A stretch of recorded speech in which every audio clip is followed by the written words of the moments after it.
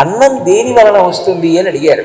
అడిగితే గీతాచార్యుడు దాని గురించి చెప్తూ, అన్నాద్భవంతి భూతాని పర్జన్యాత్ అన్న సంభవ, యజ్ఞాద్భవతి పర్జన్యో యజ్ఞ కర్మసుమభవం, ఏవం ప్రవర్తితం చక్రం నానువర్తయతీహయ, అఘాయురింద్రియారామో మోహం పార్థ సజీవతి అన్నాడు. అన్నాద్భవంతి భూతాని, అన్నం తింటే సమస్త ప్రాణులు పుడుతున్నాయి. ఆ అన్నం దొరకాలి అంటే అన్నాద్భవంతి భూతాని పర్జన్యాత్ అన్న సంభవ, వర్షం పడితే దాని వలన భూమి మీద మొక్కలన్నీ మొలుస్తాయి.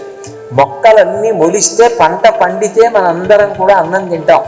మనం తినడమే కాదు, మనతో పాటుగా 4 కాళ్ళు ఉన్నటువంటి ఆవులు మొదలైనటువంటి ప్రాణులన్నిటికీ కూడా గడ్డి దొరుకుతుంది. మఖము చేయ వజ్రి మది సంతసించును, వజ్రి సంతసింప వానపురియు, వానపురిసి గసవు వసుమతిపై పెరగు గసవు మీసి ధేను గణము బ్రతుకు అంటారు భాగవతంలో.